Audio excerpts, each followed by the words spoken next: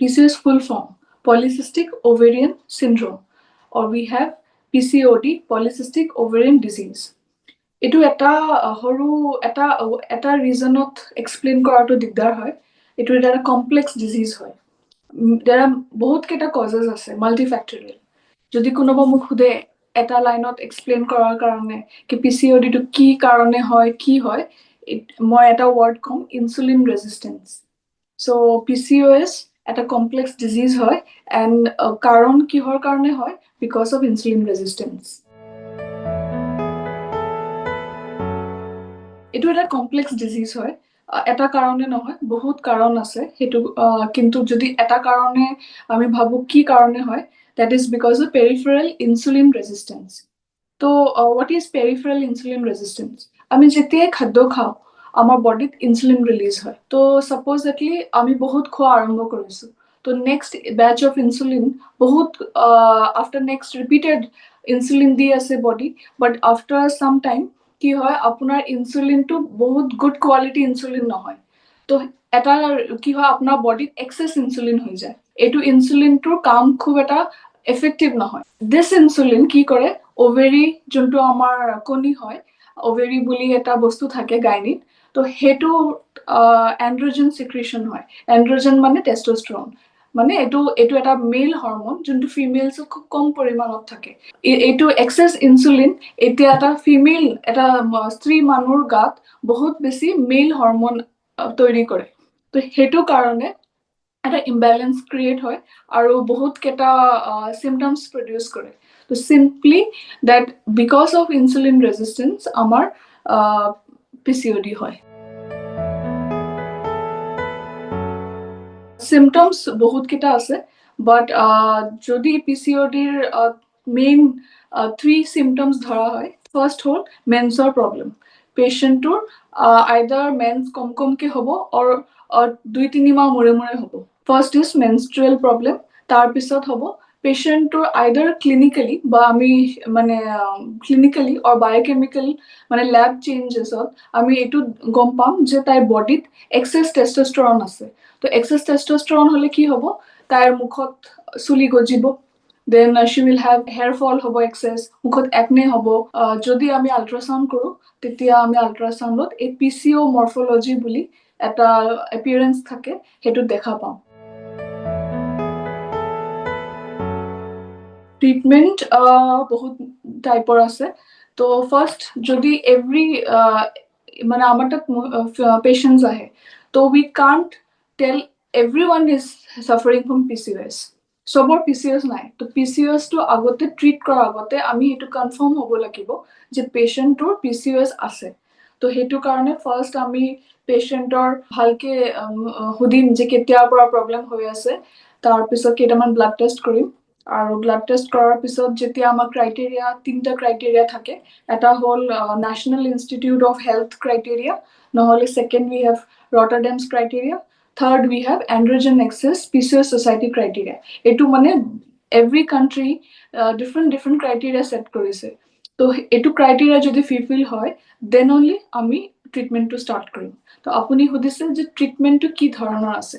First এটা আছে lifestyle modification, যোনটো আমাৰ নিজৰ হ্যাবিটস কেটা চেঞ্জ কৰিম। সেকেন্ড, পেশেন্টৰ যদি লাইফস্টাইল মডিফিকেশন কৰাৰ পিছতো ঠিক হোৱা নাই, দেন আমি পেশেন্টক মেডিসিন দিম। আৰু থার্ড ট্রিটমেন্ট আছে সার্জিক্যাল। সার্জিক্যালটো আমি অনলি এক্সট্রিম কেসেছত দিও। এক্সট্রিম কেসেস মানে normally surgery is the last option. তো যদি আপুনি সুধে যে easiest way to treat PCOS will be আপোনাৰ weight কমাব লাগিব। আপোনাৰ বডি ইনসুলিন বেছি হৈছে কাৰণ এইটো আপোনাৰ এক্সেস যোনটো ক্যালোৰিজ ইনটেক হৈ আছে সেইটো মেনেজ কৰিব পৰা নাই। তো আপুনি যেতিয়া আপোনাৰ weight loss কৰিব, ক্যালোৰি ৰেস্ট্ৰিকশন কৰিব, আপোনাৰ ইনসুলিন সেনসিটিভিটি বাঢ়িব, ৰেজিস্টেন্স খিনি কমি আহিব। এট দ্য সেম টাইম আপোনাৰ এই মোটা মানুহৰ যোনটো হৰমন হয় সেইকেইটা কমি আহিব। ফাৰ্স্ট উই আমাৰ এইটো জানিব লাগিব যে পিচিঅডি মানে আমিতো পিচিঅডি কিয় বুলি কওঁ। এটা ছোৱালী মানুহ যেতিয়া জন্ম লয়, তাইৰ গাত বহুত কেইটা কণী, এটা ফিক্সড লিমিটেড এমাউন্ট অফ কণী লৈ জন্ম লয়। তো এভরি মেন্সত কি হয়, এইটো যোনটো আমাৰ এটা কালেকশ্যন অফ কণী আছে এটা সিলেক্ট হয় হেতু ওভুলেশন হয় হেতু ওভুলেশন হোৱাৰ পিছত মেন্সত এটা এটাকে কমি কমি যায় বাট পিসিওডিত কি হয় টেস্টোস্টেরন এক্সেস থাকাৰ কাৰণে এটাও আমাৰ কণী সিলেক্ট নহয় সব কেটা কণী ডাঙৰ হোৱা আৰম্ভ হয় আৰু যোনটো ডাঙৰ কিন্তু এনি ওয়ান অফ দেম মানে এটাও ফাংশনাল নহয় তো এই সৰু সৰু কণী কেটা সিস্টৰ নিচিনা হয় বহুত কেটা তো যেতিয়া আমি আল্ট্ৰাসাউন্ড কৰো তেতিয়া দেখা পাও যে আমাৰ আপোনাৰ ওভেৰিত সৰু সৰু সিস্ট আছে যোনটো not very good quality egg তো দ্যাট ইজ অনলি আপোনাৰ পিসিওডি তো আপুনি সুধিছে যে ফাৰ্টিলিটিত কি প্ৰবলেম কৰে যদি আপোনাৰ ভাল কণী সিলেক্ট নহয় তেতিয়া ওভুলেশন নহব ওভুলেশন নহলে আপোনাৰ প্ৰেগন্যান্সি কৰাটো দিগদাৰ হ'ব তো সো মানে পিসিওডি থাকিলে যে আপোনাৰ বেবি নহব that is not the issue PCOD থাকুতেও মানুহৰ নৰমালি বেবি হয় কিন্তু ডিপেন্ড কৰে আপোনাৰ কিমান সিভিয়াৰিটি আপোনাৰ গাত কিমান কণী আছে কিমান আমি মেনেজ কৰিব পাৰো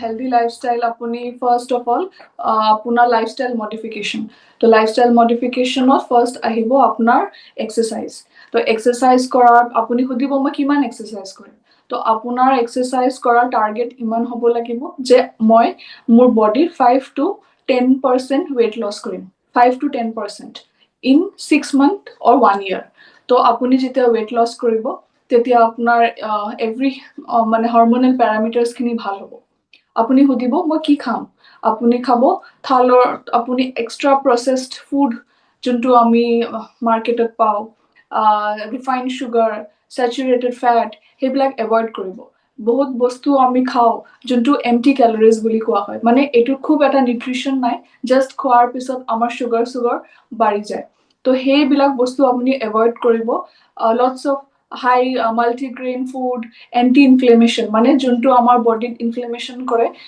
হেতু এভয়েড কৰাৰ ফুড খাব তো আপুনি নরমালি যোনটো লোকাল ফুড পায় হ্যাভিং লট অফ ফাইবার হেখিনি আপনি কনজিউম কৰিব হেতু আহিলে আপোনাৰ ডায়েট সেকেন্ড আহিলে আপোনাৰ এক্সারসাইজ তো আপুনি aerobic exercise skipping jumping cycling swimming every day around 30 minutes of brisk walking হেবিলাকো কৰিব পাৰে তো আপোনাৰ খোৱাটো ঠিক কৰিলে আপুনি এক্সাৰসাইজ কৰি আছে আৰু আপোনাৰ টাৰ্গেট হ'ব যে মই 6 মাহত বা 1 বছৰত মোৰ যিমান বডি weight আছে তাতকে at least 5% weight ক্যালকুলেট কৰি 5 to 10% weight টো আপুনি কমাব লাগিব